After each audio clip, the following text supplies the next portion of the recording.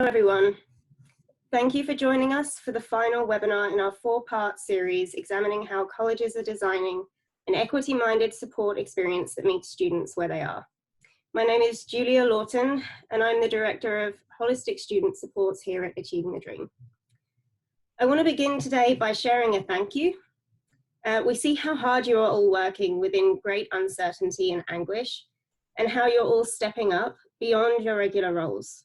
So from everyone at Achieving the Dream, we want to deeply thank you for the work that you're doing. So in response to the rapidly changing environment we are all operating in, the content for this webinar has shifted to meet your most urgent needs. While our focus today will still be on serving students enrolled part-time, we will be focused on serving those students during the current coronavirus outbreak and beyond. Much of what we discuss today will be applicable beyond this population, but what we'll see is the need is often more pronounced for the supports that you offer in this population. So before we dive into the content, I want to take a minute to review how you can engage in the webinar. There are 2 key ways that you can share your thoughts and ask your urgent questions. So questions first. You can type these into the Q&A box. If you move your mouse along your screen, you should see towards the bottom that there is a Q&A button. If you click on that, you'll be able to send your questions directly to us, and my colleague Destiny Mitchell will be monitoring those questions later on in the webinar. Alternatively, if you would like to share your own thoughts with attendees or privately with panelists, you can use the chat box, also located at the bottom of the screen if you move your mouse. We're all living and operating within a cloud of uncertainty right now, so we strongly encourage you to leverage this opportunity to share your own experiences and thoughts in addition to your questions. Achieving the Dreams network is greater than the sum of its parts, largely because your willingness to share, learn, and grow together. We hope that can be reflected in today's discussion in addition to us sharing our own thoughts. Finally,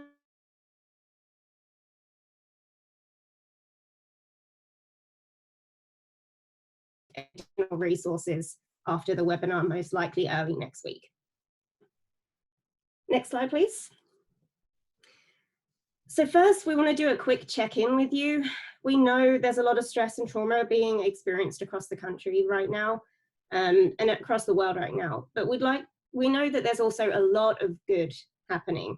There's a lot of extraordinary things being done every day by everyone across the country. So if you can, we'd like you to share something you are grateful for today, big, small, pets, children, whatever it is. Please share that in the chat box. I'll start.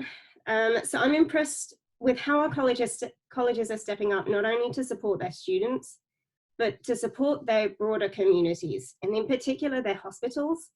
I'm on Twitter and I've seen so many wonderful messages and images of colleges pitching in to develop masks, to donate PPE materials, and to do additional things to help their communities stay fed and well and healthy throughout this. And so I'm very much in awe of all that work, and it just shows more than ever that community colleges are anchors in their community, and they are more than just academic institutions, but they really are the heart of our communities. Thank you for sharing. I see some wonderful responses already. I hope these responses you're seeing are giving you a bit of a lift this afternoon. Next slide. So this webinar series, just briefly, is based on a series of 4 briefs examining the support needs of different community college student populations. The briefs were released in the 2nd week of February and are available for download for free on our website. We've had 1 webinar held for each of the briefs to go in deeper and to answer any questions that you have around those topics. And all of those webinars have been recorded and are freely available on our YouTube channel. We'll share the link to that towards the end of the briefs. So the brief series synthesizes research, data, and practice in delivering a holistic student supports experience for student populations that have been historically underserved in higher education. Through student stories, data, and examples from community colleges across the nation, the series aims to prompt discussion and shared learning about who these students are, what we know about the support experience they need, and the practices colleges are implementing to support these students currently. So on the next slide, we'll just bring into the focus that we're focusing on the fourth brief, which is about students enrolled part-time. So we're going to talk a bit about some of the key data about who this population is and what it means in this time that we're living in right now. We will also then go into a discussion with some of our panelists about what colleges can be doing and thinking about to support these students during this coronavirus outbreak and beyond. Some of the discussion will reflect topics covered in this brief. However, our goal is for this webinar to be timely and immediately actionable, so not every single recommendation included in the brief will be discussed here right now. So on the next slide, you'll see the beautiful faces of my colleagues who are going to be our panelists and speakers today. As I said, my name is Julia Lawton. I'm at the bottom of the screen there. We will show you our faces later when we get to the discussion portion. I'm also joined by my colleague and the leader of our Holistic Student Supports work, Shauna Davis. She is the Executive Director of Holistic Student Supports here. And my colleague, Dr. Laurie Fladd, who is also a Director of Holistic Student Supports. Laurie and Shauna have decades of experience working at 2- and 4-year institutions and currently work with colleges across the country on redesigning their student supports to effectively serve their students and their communities. Okay, so on the next slide, we'll jump into some of the data. So why did we focus the last brief on students enrolled part-time? Well, the data on the screen is a really important piece. We know that 65% of community college students are enrolled part-time. And what we mean by that is students who are enrolled part-time in 12 credits or less for at least one semester of their college journey. And we know that there are differences in enrollment.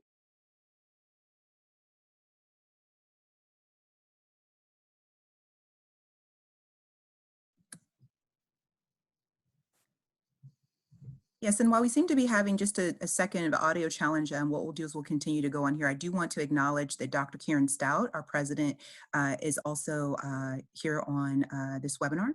And Destiny, if you want to go to the next point, and you can go ahead to the next one as well. We'll talk through these next two together. Things that we wanted to point out is that while 65% of community college students are enrolled part-time, we have a great deal of information nationally, as well as you probably have on your campuses, as to the profiles of your particular students. We know that typically that profile is representative of women and students from various racial and ethnic backgrounds, as you see here on your screen. For those of you who aren't on the screen, representative of American Indian and Native American students, as well as Hispanic and Latino students and Black and African American students. We also know that in addition to other student populations, but those student populations are more likely to attend part-time. We also know that the part-time student population tends to skew a little bit older, over the age of 25, and are also more representative of students who come from backgrounds, as well as students who are first in their families to attend college. So none of that is necessarily surprising to you based on the work that you do here in the field. The other thing that I would say is if you look particularly at your screen on what that does, what does their life look like? We know that those students, of course, are more likely to be working and while studying, have dependents to care for. Of course, they are financially independent. A great deal of them are, and they also provide support. So we say caregiving support, not only necessarily to their children, but they may also be providing support for parents or other loved ones in various family relationships and financially. And they also have trouble getting access to cash or emergency credit. So let's hold there for 1 second. As we think about what is happening in our world right now, in the greater world, in our college communities and our communities as well, when you think about the implications, especially for what a student's life looks like, the industries that have been hit particularly hard in terms of job loss, hospitality, retail, other types of industries in which we know that we have a large population of our students who are shift workers, who may be in other types of service industries, who may be experiencing reduced shifts or complete loss of employment at this point. The trickle-down effect of that, what that does for not only that student's well-being and their ability to not only participate in higher education, but to also tend to the day-to-day life concerns that they have for family, for parents, for dependents, their ability to focus, what the effect of stress does on your ability to study, not even counting for the number of children who are now in the homes with those parents at a time at which those parents would have particularly been on campus to have uninterrupted time to do their work. So when we start to think about some of these things that are particularly striking about part-time students, while the concern of all of our students at this time is highly relevant, when you really dig into this part-time population, this is a very vulnerable population for us in community colleges, especially with the daily changing financial implications of this and health implications of this pandemic. Can you hear me now? Yes, we can. Oh, great. Okay. Apologies for that. I think my internet is struggling a little bit for some unknown reason. Okay. Okay. Right. Destiny, we can move to the next slide. There you go. So even though they represent the majority of students on community college campuses, part-time students experience lower success rates on almost every key metric of progress and completion. Students enrolled exclusively part-time are less likely to pass gateway courses, persist to the next full semester, and complete a degree or certificate within 6 years. While 61% of students who remain enrolled full-time complete within 6 years, only 19% of fully part-time students do so. For students who enroll both full-time and part-time for at least one semester, 34% complete within 6 years.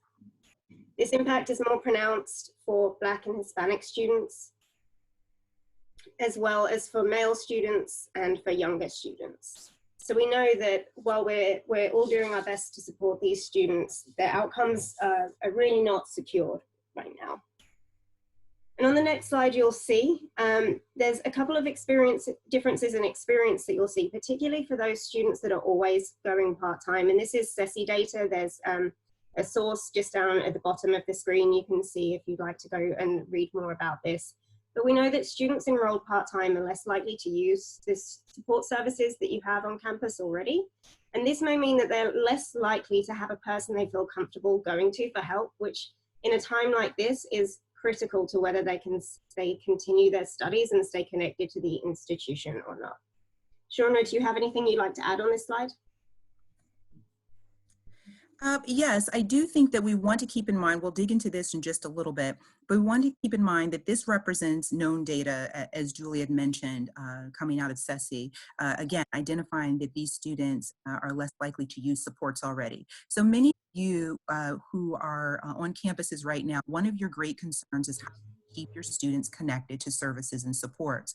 So there's a distinction I'd like to make as we dig into that component. There's the piece of how do we keep students who had already identified for a particular support or had a need, and they presented themselves, and how do you continue to outreach to that student population? Students who you probably know them, you probably have done some sort of an intake process and have a way in which to outreach. The secondary piece is, what about the great number of students who perhaps, given 3 months ago, weren't in a situation where they thought that they needed to present themselves for services or supports, personal supports, wraparound supports, even academic supports, because they were in a classroom-based environment. Perhaps they felt more confident there. Now they are taking online courses and they are experiencing not only challenges in that environment, but perhaps even just self-doubt in that particular environment.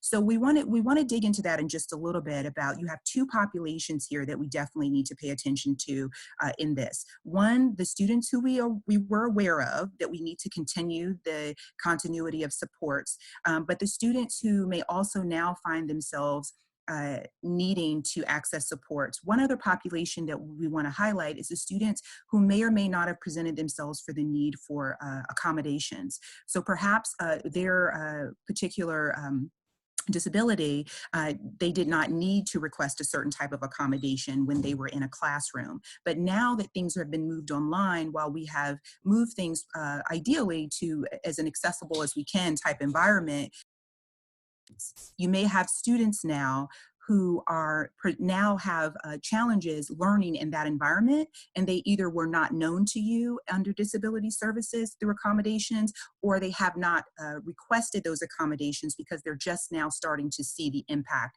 of that change in instruction. So I did want to, as we go through this, to point out some populations that we want to start thinking deeply about, and not, again, at the exclusion of other populations, but some particular questions that we should be asking ourselves on our campuses as we go through this. Great. And on the next slide, we wanted to highlight that students who are enrolled part-time are also less likely to have developed a real connection with their faculty.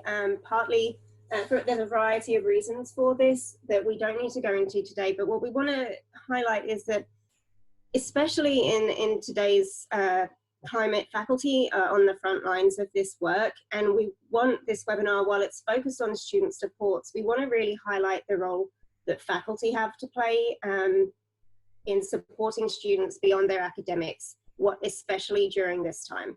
And so I know both Shauna and Laurie are going to focus in on both of these pieces, particularly Laurie, because faculty are the ones that are going to notice who isn't showing up for class, who isn't completing assignments.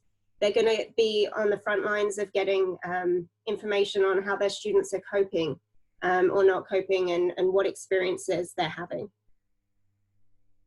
So we wanted to just share this information as well before we jump into the conversation, so that we know that we're talking to you both, the whole institution here. We're not just talking about the student support staff. This is a really institution-wide response that is needed right now. And Shauna, I see you've unmuted yourself, so you want to speak as well. Yes, I do want to just make a note to everyone as we're going through this.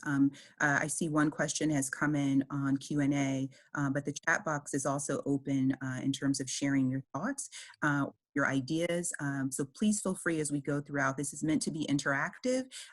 And while we have a great number of people, over 200 people, and we can't allow everyone an opportunity to speak, we definitely want your voice to be heard. And we want to ensure that we the great thoughts or ideas that you bring about, that we're able to highlight those or to be responsive to those in future supports to you in this modality or in others. So thank you very much. Absolutely.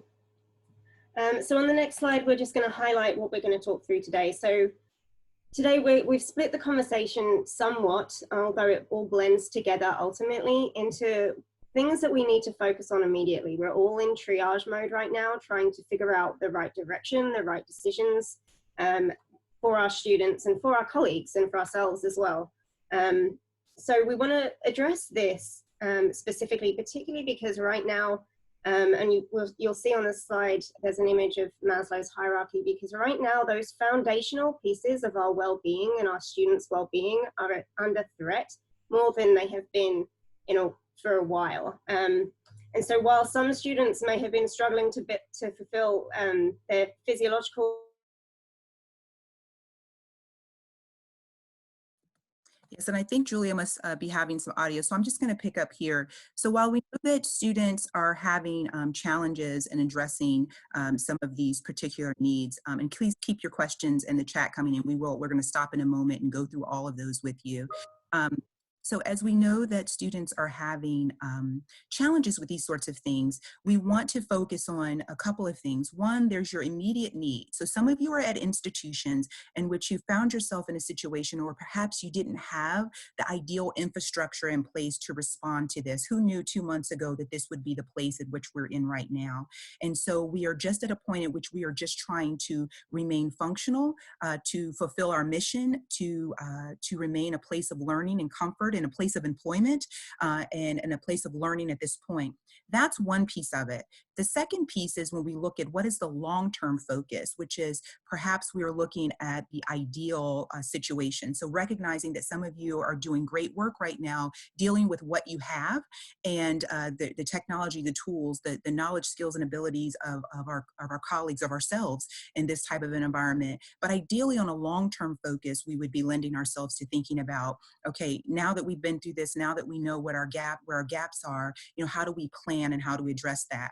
What I would say for today's discussion is let's also draw a distinction here and identify that we want to also understand for a student that at this point we need to address their immediate needs, and those immediate needs are shifting. Those immediate needs are changing with the daily information, with the things that are happening around them.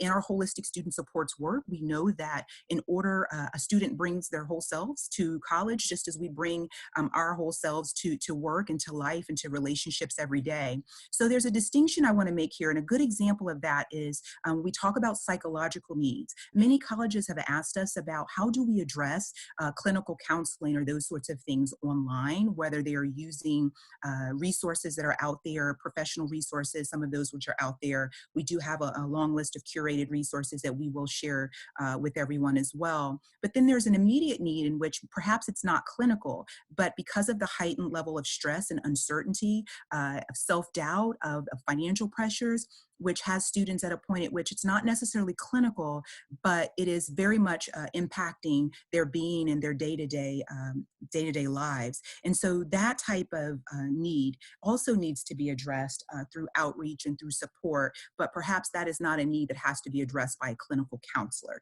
So those are some of the things that we're going to dig into in just a minute, as far as thinking about splitting out this idea of immediate need to triage to get us to a point at which we can function. And ideally, thinking about long-term, which is what we're learning out of addressing these immediate needs about ourselves, our institutions, our capacity, and trying to move forward. And Destiny, you can go to the next slide. All right, so I'm not going to go through this long list of tips. Let's talk about, there's some on the slide. For those of you who can't see the slide, I'm going to highlight a few things here, but we definitely wanted to get really deep with you and talk about some of the very practical things you can do to address the short term. And for one of you had already mentioned that you're also looking at the long term. There's a lot to be learned out of this. This is a teachable moment and a teachable situation for all of us. The other thing is, so we start here with practicing grace for yourself and for others. That includes your students, but it also includes your colleagues and staff. We may be asking people to do things in a way in which they have not been trained, nor have they ever had an opportunity to exercise that training. So it's one thing, if we think about how we scaffold education, we start with a 100, we go to a 200, we go to a 300. But we're in this rapid response mode where we're asking people to not only become overnight practitioners and using different types of tools or resources. There's a learning curve for them, and there's also a curve for our students. So thinking about where we need to practice grace in what we ask our students to do, moving to an online or remote environment doesn't mean that every business process or deadline can hold true to what would have happened when you were on campus. So if we had a policy or a practice on campus that perhaps students needed to respond within 2 days, and the only way in which a student could respond was to bring a physical signed form or to fax something to you. They may not be at a workplace where they have access to a fax machine. They may be trying to take courses through a tablet or trying to access a lecture through a phone.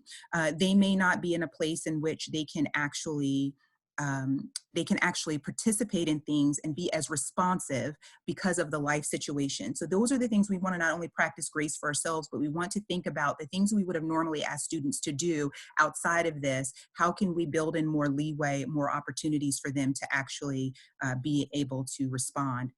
The other thing is keep it simple. I think this is really important. As we go to trying to everyone have a response, some of the colleges that we're working with have really been honing in on a coordinated response. And we know in any other day, one of the main complaints that we have is that students don't read emails. Well, this would be especially true for right now.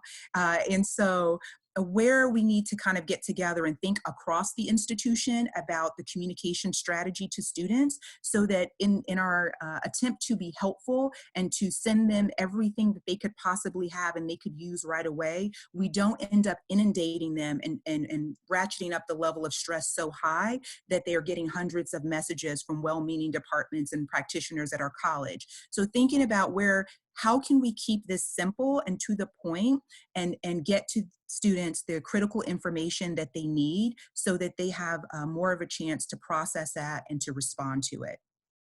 The other thing is, thinking about the rapid response team. Ideally, we would say yes, perhaps our colleges have those sorts of teams. Many have them for behavioral health or behavioral or some sort of threat assessment team. But using that same kind of thought into how do we form internal rapid response teams to do things as simple as addressing the communication, as I've mentioned, thinking about where our staff and our student services or other areas across the college are being underutilized because their positions are impacted, but where they have a great deal of opportunity right now in order to do outreach to students, where we have individuals who could provide academic coaching or other ways in which we could be doing outreach to tell students we care, we know that you're not here, what do you need, updating our information. Some of you are in smaller communities where you know a lot of your students or your students know each other.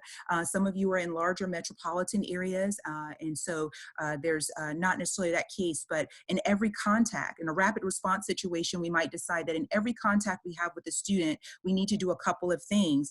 One, update phone numbers. Do we have your correct phone number? Do we have the correct address for you?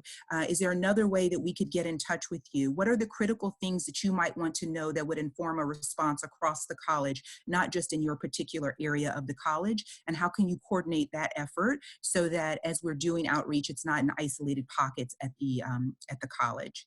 The other thing is that I would say is that, again, don't strive for perfection. What we want to do is we want to be operational. We want to be flexible, and it's so important right now that you're able to pivot. It's not going to be perfect on a good day, but what we're trying to do is to get better. And you can think about this in terms of weeks. So if we were thinking about from now until the end of the term, some of you have been at this for a while. Some of you have made the decision that you're already going to stay in a remote environment through the end of the summer. And some of you have made a decision perhaps even into the fall. But if we start and we chunk this down and said for about 7 more weeks or so, we're looking at this particular term if you're on a semester schedule. And we said, what is it that we can do this week? What is it that we need this next week? What is it we need going forward? So if there's that rapid response where we're trying to chunk this down, in addition to helping your students understand that this too shall pass and that they can do this for 7 weeks, that this is not 7 years, this is 7 weeks. How can we dig deep and support them, not only in getting them into the class, but making sure that they have more of an opportunity to thrive? And our first reaction is not to withdraw from a class because we are scared or because we don't know how to access the information, or perhaps we don't have access. So those are the sorts of things that we want you to kind of think about as you're going through. And then the regular touch points, that's not only with our students externally, but thinking about, again, you may need to create a situation where you say everyone is doing level 1 at the Student Support Center or at the college. Everyone, if you can find the information on the website and it can be explained to a student, everyone should be able to do that regardless of what department calls, which person calls. That's a level 1 expectation. Level 2 might be areas where you need to do you need to focus in on making sure that with a little bit of training, we can get some of our colleagues up to speed in handling some of those other types of situations that keep us moving along, so that those people who can only do very specific things or very complicated processes such as financial aid or other areas are able really to focus in on keeping those areas functional at this time. And we can go to the next slide. All right, and so the other thing that we wanted to focus on here was this idea of making sure you have a high-tech and low-tech options. That goes as well for our interactions with students. In this environment, we've talked a lot about move everything online. I've spoken to institutions that tell me that they know at least a third, and they think that's a low number, that at least a third of their population not only does not have internet access, but if they have internet access, they are trying to do all of their work through a smartphone. So thinking about how we can use low-tech options, especially if you're a smaller institution and you're able to do that. Larger institutions may have to get creative with some of those things as well. Uh, but yes, see some of the things coming in here, but thinking about how we can incorporate both so that we don't swing our pendulum so far that everything is 100% online and we forget the statistics that we started out with when we started out looking at the vulnerabilities of our part-time population. Their realities may have gotten even more complicated, not easier, just because they are remote. So again, because you are home doesn't mean that you have full attention to studies. And I share that with so many others who are perhaps at home working or even not working, but your children are with you during the day. And so your attention is divided and it may be hard to meet deadlines. And so assignment may normally be due on a Friday, but you may need through the weekend to get it done because you don't have the bandwidth during the week to focus on your studies. So just thinking about those sorts of things and how student services and faculty can be working together to look at what you know about the student population and how we can build in some empathy and think about low-tech and high-tech ways of engaging and connecting with each other. And the last thing I'll say about this, again, I don't want to spend too much. We want to go into and get some of your feedback and thoughts and move along here. But the other thing is that making sure that as we look into our alert situations, many of us have early alert functions at our college, there has to be a feedback loop here. One of the greatest things that we could do that might do us a little bit of a disservice here is if we're all kind of getting this rich information about student needs and we're trying to kind of go off in our particular departments and solve that problem without looking at how this impacts the institution and the community as a whole. So where we need to make sure that as you're gathering that information from your frontline touch or direct touch or information that you're being given by students, that it doesn't stop with us, the person who gathered the information, but that is being shared internally for a coordinated response, and so that the college can then have a better response and a more sophisticated response as time moves along, using that information that you are gathering on a daily basis to improve upon the ability to support students. And so we'll move along here to the very next slide. We have some additional resources here. Again, I won't belabor these because we're going to get the slides and we're going to move into some more targeted strategies. And we also want to make sure that we go into answering your questions directly. So if you want to move along to the next slide, please. Yes.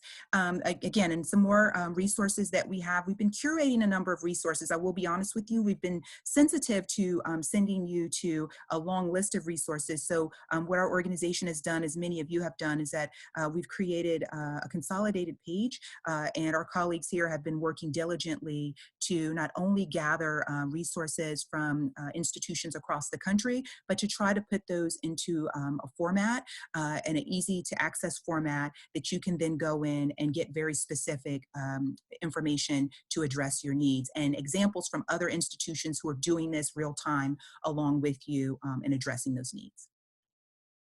Next slide. All right, and so I did want to mention as well that there are a number of webinars, and we're going to dig here now into hopefully a very rich conversation where we can answer some of your questions and help you. Where we have some additional webinars coming along, strategies for rapidly moving online. We just had that webinar actually, and there is a recording and you can find that also through our resource page. There will be additional webinars coming along in the next couple of weeks. Please come back to the ATD website, as well as we will be using social media channels to push that out. Our goal as an organization, and Dr. Stout can certainly chime in here as our fearless leader, is to be responsive to your needs. We don't want to burden you, but we want to provide you with information that is going to help you in this time to do well by our students, and also to be able to address your operational needs at this moment. So please stay tuned as we are rapidly building out these supports for you to help you move forward. Next slide. All right. The other thing that we do have, if there are very specific questions that we're not able to get to in our last 30 minutes today regarding your specific college situation, we have two options for you to do that. One is which we are providing direct college consultations. this is not a broad-based coaching call, but this is, we are having this specific challenge. Can you help us with this right now? And what we will do is we will get some of our internal experts together to address that. So if you can go through the links, you'll get this slides. You can go through our links, and we'll make sure that that is also, the link is pronounced for you in long form as well. And someone will be responsive specific to your college needs in a consultation. So whether that's just you, or if you want to pull together a couple of colleagues, we can do that. And we're doing that on both sides, in student services supports, or student supports in general, and also in teaching and learning supports. Our colleagues there are really digging into anything from needs that faculty may have in teaching, or also if you are having some questions around instructional design, we have a group of highly qualified colleagues who will be able to help you. And yes, everyone will get the slides after the webinar. All right, so what I'd like to do, Julia's information is up here. Julia, if you have audio, we'll turn it back over to you. We can facilitate the Q&A. We want to go through and try to answer these questions and really get very granular for you to things you can use right away. But if you would like to reach out to us, please feel free. Julia's provided her direct information there. Send us an email. Of course, we respond to social media as well. Dr. Stout absolutely is someone who's also very responsive and very sensitive to what we are hearing out here in the field and from you. So please do not hesitate to share with us as your needs are changing, rapidly changing, what your needs are, both in terms of supporting students, but also as we think about what the operational or perhaps the learning needs are with you all internally in order to do this work. Alrighty, so let's see, Julia, do you have audio now? Let's see, can you hear me? Okay. We sure can. Wonderful. I made all the precautions that you can reasonably do to prepare for this.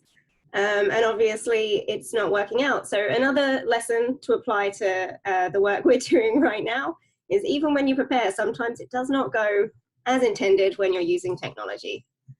But I'm gonna ask if all of the panelists can turn on their screen right now. So that's Laurie and Shauna.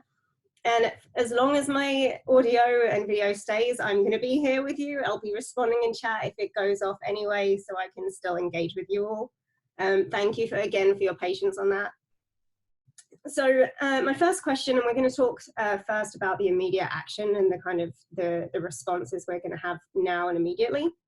So as we see from the data, part-time students are more likely to have significant responsibilities beyond their studies, such as caring for children or family members and or working. And in this time, these students are likely to have even less time to dedicate to their academics. So I'd like to ask Laurie and Shauna to share some things they're learning and things colleges can consider on how to get in front of students when they're in crisis, when they're juggling all of these different responsibilities and the stresses of life today, and experiencing changes to those responsibilities every day. How does a college, a faculty member, an advisor get in front of those students in a meaningful way that they can engage in supports in their learning? Shauna, yeah, I'll jump in there first. The first thing I want to say is that, remember, this is not a department-specific issue on our campuses. So I know at our colleges, we have very defined roles and we tend to kind of work in those particular areas. So it's not only an advisor issue. This is a college community issue. And one of the things I would share, now again, depending on the scale, you can do this with some students, with all students, but if we go to the triage piece, I was using an example with someone else, one of our local schools here, even my son's high school. I've already received 2 or 3 phone calls, not from any of his teachers, not from the actual, but from one was a department administrative assistant, and one was an art teacher he's actually never had. But what they were doing was they looked at the student population, they kind of divvied different people up and put people to call and say, how are you doing? You know, how are we supporting you? What are your needs? Is everything okay?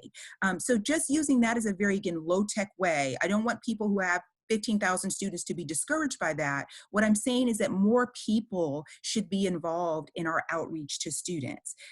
More people should be involved in letting students know that we care about you. We understand that things are rapidly changing. They're rapidly changing for some of the people that work on your campuses, and we should be doing outreach to our student population regardless of what our day-to-day role is, to at least make that connection. The last thing I'll say, and I'm going to turn this over to Lori, is that again, remembering that just because we moved everything online doesn't mean it's business as usual. So again, thinking about due dates, thinking about how we can work together and say, yes, where can we have more of an extension or more time? Because a student is at home doesn't mean they are at home with undivided attention and focus. It may be even harder at this point to focus on their studies. So where can we say, can we have more grace there, extensions, not have punitive policies within classrooms or those sorts of things? Lori? Sure. So, as I think about engaging the learners amidst all this chaos in the classroom, I think we really need to be transparent, flexible, and give students options to make sure that they still have the ability to engage when they have the opportunity to engage.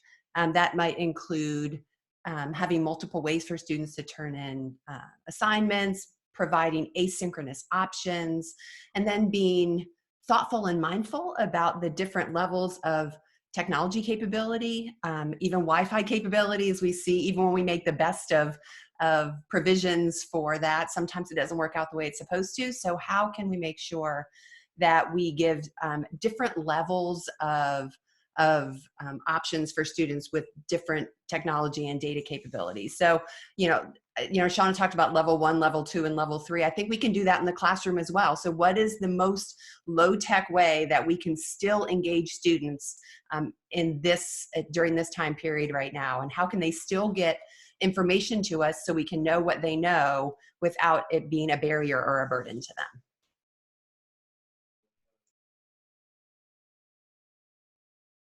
I'm going to get to a couple of, we've got some questions coming in, so I just want to get to those to make sure that we get to what you need to talk about. So the first one, are there institutions that have programs and funding specifically dedicated to part-time students that we're aware of? That's a really good question. And I'll tell you, so I don't have data to support this on this call, but I'll tell you that's been a challenge, I think, for us across the board in higher ed, is really focusing in on that part-time population.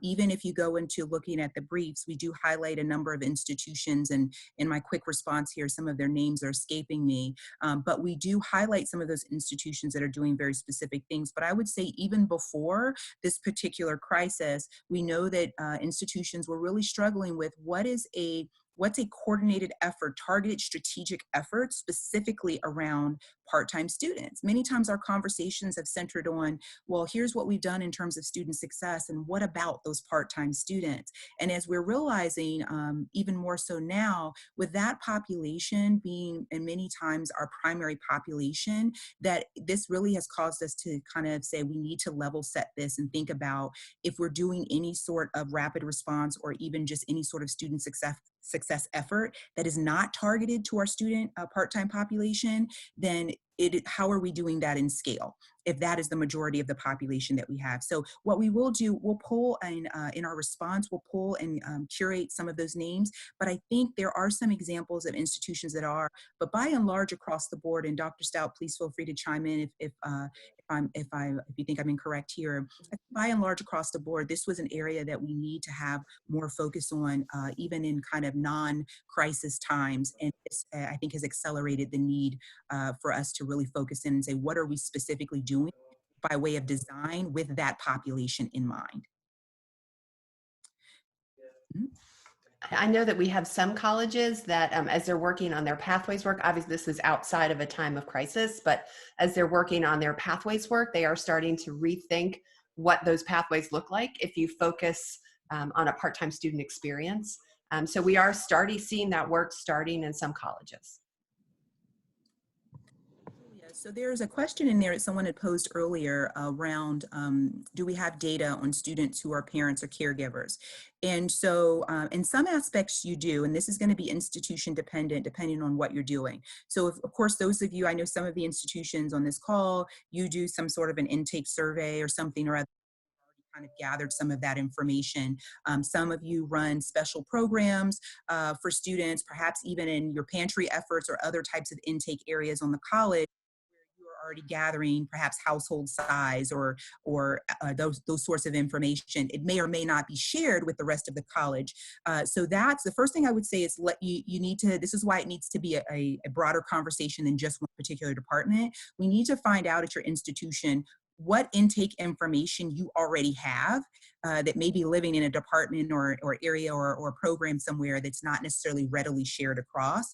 I know in other areas, your financial aid applications may give you some indications there as to the number of students, independent students or students who are who have families or household size. I think it's been a few years since I've looked at one, but I think that is in there as well. So, ideally, if you don't have kind of a broader effort across your campus to collect that information, there is probably a support program or service on your campus who has better than a guess as to a population that they're serving. So that would be a place at a low-tech level 1, if there's not a coordinated survey through an onboarding or orientation process, that you go and see what you currently have in a particular area that would help you with that information. It looks like we have a couple of additional questions. One is, how can we get information for whether our students are engaging at all with other college services if they are not active on our Blackboard? Their IT department did not necessarily have an answer. So how do we recommend that faculty and advisors share this information? And she just clarified they've used email and calls in the past, but they're still going to slip through. Yeah. So this is one of those situations where we have to say, now we're at a triage point. So I'm assuming then what this means is that at this particular institution, there wasn't already kind of a tracking system in place in which you would be able to, one, identify the number of students who are actually connected and using services and even to evaluate kind of those services. So if you're in an institution where you did not have some form of tracking in place, this is where this may not be the ideal, but we're kind of saying, what can we do at this particular point? So a couple of the things that we can do, one way that wouldn't be as intrusive in terms of trying to send out some broad-based survey right now that students may or may not be able to answer or that may get lost in the information, is that we may need to pull in people from different areas as to looking at what they can inform in terms of numbers through systems. Some of our institutions in different departments were collecting information that is not linked to other areas. I think that there's probably more information at the institution that lives in departments or with individuals who serve a particular function at the college, and it just may not be something that is tracked across the institution. Long term, right, this identifies a need to say we'd be in better position if we put together more of a coordinated effort or some systemic tracking. But in the short term, you do have information. People have information at the college, so you're going to have to draw that out from them. The other thing is, surveys could be helpful. Again, as sensitive as we are in inundating students right now with additional surveys, this is where I said if there was a coordinated effort in terms of outreach, we could have people as they're calling in to reset passwords or to get other types of information, we could be starting to do more of a grassroots and asking, are there any additional services that you need? It doesn't have to be someone in student services. It would be whoever's at the point of connection with the particular student. And so that would be a way in which you could start using kind of who and what you have to say, going forward, because we're in immediate kind of in a crisis response, at every point of connection with the student, we're trying to capture this particular bit of information and getting people at a very low tech way, level 1, as Lori was saying. If we have nothing else, let's get a shared drive and a in a sheet going, an Excel sheet, and let's just start logging what those needs are. Let's start logging those sorts of things. If we have systems in place that people are just not using, but they actually exist and they can be used, we would need to say, we need to start logging this information in those systems, so that you can have more of a continuous improvement process here on being more responsive to student needs. So it depends on which institution, which situation you're in terms of, do you have the capacity, the capability of doing it? And do we need to say, we're in crisis, we need to do this now? Or do we not have a systemic way of doing it? And what are those low-tech ways we can make sure that at any touch point right now, we can get information from students that would help inform better than a guess in our response? And I think ensuring that that information as well also gets shared, even if there's not a system in place, make sure that that information gets shared to everybody, including the frontline faculty, who can then reach out on their own and make sure they have that bit of information to continue to reach out to the students, to make sure we engage them and try to pull them back in. Julie, I want to take this next question. I think this is a really important one. And this was, as a disability coordinator, I wonder how I can, or faculty can, reach out to students who may not have received accommodations previously and may need accommodations now with the move to online education. So this is I think it's an excellent question. And so we can try to answer this in a couple of different ways. So one part of that is, remember that typically in order to receive accommodations, you have to have education and psychological testing and all kinds of things that have gone along with that. So you may have some students who do have those sorts of things, perhaps if they are coming directly out of high school, or you may have those who've been separated from school a number of years and they have no sort of documentation. They just know they're struggling right now in this environment. So one question would be, from a formalized process, you have some students, maybe again, because a student can decide which accommodations they need for a particular course, once that's approved, you may have some that just didn't request it because they were in a classroom and the testing environment was different, or there were different, and now assignments are being changed and we're looking at different forms of assessment. So one would be reaching out to faculty and saying that, do you need to, can we allow for this to be retroactive? Can we do it now and say, we need to allow them right now to identify and say, the environment has changed and my needs have currently changed. And these may be students that you actually have documentation for. The other piece is that you may have students that you have no documentation for. And at this point of crisis, there's no way they can get you documentation because going through that process can be expensive and takes time. And you may not be at a point, if your college is one that offers testing, to be able to do that. And where you want to kind of provide some leeway here and take the students at their word to say, in this point of crisis, we're going to maybe loosen up here and say, if you are identifying learning challenges, if there are opportunities, one, that you can reach out to students through coordinated outreach, through your social media channels. It doesn't have to say for disability services, but if you are struggling or you're experiencing challenges with this new environment of learning, we need to hear from you so we can help you. It could be at that level, and then you can decide and try to help come up with some different ways in which faculty can say, okay, the learning environment's changed. How does this fundamentally look different than what would have been experienced in a classroom? The students who need different types of aids or other types of things, perhaps for things that have been moved online, you can address that. But again, I'm really concerned about the students who didn't identify or who didn't have the paperwork, or they don't have paperwork and have no way of getting it, that we are much more flexible in being able to say, if you're struggling with learning right now, what can we do? And this is what our college is willing to do. So whether that's extended time on tests, whether that's looking at any other type of accommodation that you might offer and saying, how can we offer this a little bit more broad-based, maybe not under our formal accommodation process, but out of compassion and out of recognizing that things have significantly changed. And I will just say, we don't necessarily have data on this, but it wouldn't be surprising, given that we know part-time students are far less likely to use services that we have on campus. It would not be a surprise to find out that part-time students are far more likely to not have those accommodations set up because they're not necessarily aware of them, or they haven't made the right connection on campus yet, especially if they're earlier on in their academic career. So for this population specifically, that kind of leniency can make or break whether they stay enrolled or whether they need to stop out for a while and maybe they'll come back perhaps they won't. So that's really important for this population. Yeah, and the other thing I would add to that is faculty reaching out to for the person who asked that question, having setting up those lines of communication to ask faculty, could you look out for these things and alert us when you see this? Because remember, there's a number of hidden disabilities that could be exacerbated by stress and anxiety. And at this point, you know, the anxiety and stress levels are high and continue to be so, especially as the economic situation and health situations for our families and communities change around us. So that may be another thing, is giving faculty, here's some things we want you to look out for. Not only are students not communicating, but has their work significantly changed? Are they, you know, are other types of things that you might know better from your expertise in this area that you'd want for them to just say, hey, we don't need a clinical diagnosis, we just want to know, so that we can reach out directly to that student.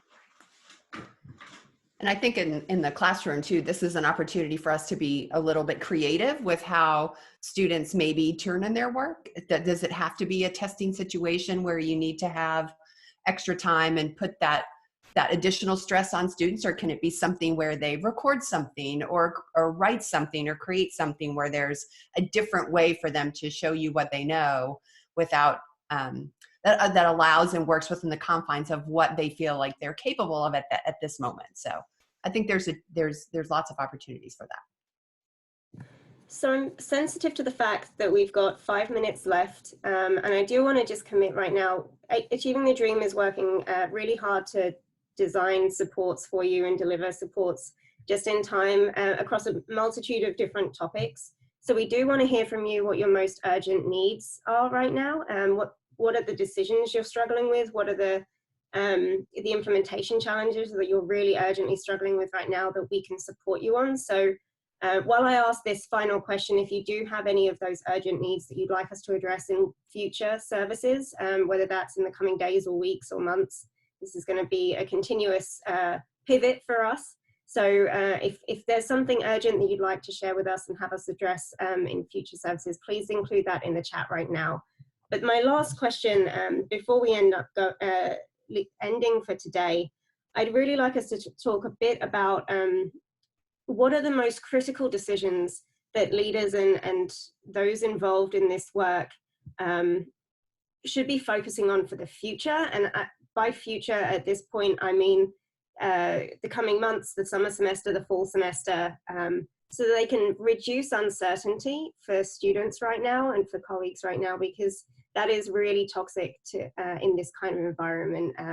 Increased uncertainty only increases the likelihood that we'll lose more students. So Laurie, Shauna, what's the most critical pieces they should be planning for the future? Laurie, do you want to take this one first? So I think I'm happy to talk from, you know, as we think about where students spend a lot of time in the classroom, I think decisions on being consistent and transparent about our structures in the classroom, the types of activities and behaviors that will ensure success, and really allowing students to understand the expectation and being a source of constancy and comfort when we are in front of students in any way that we can. And I think everybody can do this for students, from frontline all the way up to senior decision makers. So that's what I would recommend for folks, especially that are in front of students. Create some structure and constancy for them, and because that in itself takes away some of the anxiety. The other thing I would say, just kind of really quickly, is that I'm thinking about what you are planning to do next. So again, I know that these are decisions that happen at many different levels, and everyone on this webinar is not necessarily the decision maker at the institution, but thinking about what you're going to do next. We were talking to an institution, and for instance, registration was going to open up on the 30th for the summer, but they were going to make a decision on, I think, April 1st as to whether or not they were going to have classes online for the summer. So if you could think about how students are uncertain right now, how you may say, okay, register, there's a mix of courses that are out there, and then you may be coming back a few days later and saying, but we're changing up, you know, what you can take in what modality. So in some regards, I know, again, there's many different reasons and ways, that's just one example, but thinking about where we can be consistent and clear with the information, where we can coordinate our response so it doesn't look like one part of the college is telling students one thing and someone else is telling them something else, or there's 15 different messages with different tones, different outreach, different numbers, different people. So consistency, focus on the people that work at the college and make sure that as we're putting things out real time to students, we take a moment to educate the people who are going to interact with students via email, via phone, in the classroom, and make sure they understand what the plan is so that they can reinforce that and that we can have clarity and reduce going forward the number of mixed messages or perhaps just internal confusion as we try to rapidly respond. But the more that we can prepare our faculty and our staff with the information that they need to interpret and to reinforce these messages, I think the greater consistency we'll have as we put those messages out in the community and as students call and engage with us to clarify. Great. So we're almost at time. We have 1 minute left. So I just want to reiterate that, you know, whatever support needs you have, we're really trying to have this be an interactive and ongoing fluid approach to supporting you now, because we know this is not business as usual. So let us know how we can help. We'll send the slide deck out. We'll send the recording out probably early next week. And you feel free to respond to me immediately or to use those forms to request a 45-minute consultation with us. But thank you so much for spending time with us today. And we know you're really busy. There's a lot of just generally overworked and overwhelmed and emotionally challenging situation right now. So we really do appreciate you joining us today. And as I said, if we can help in any other way, please just let us know and we'll do our best. Thank you very much, and I hope everyone gets a small break, if not a full weekend this weekend. Thank you very much.